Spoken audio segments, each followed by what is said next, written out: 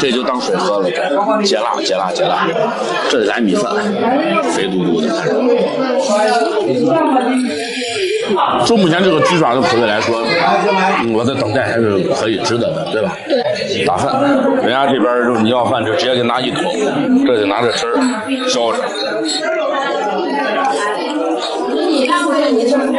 又香又辣又过瘾。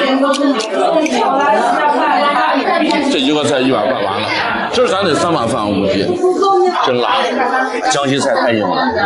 螃蟹脚，第2个菜啊，闻着都辣，我的妈，这是油。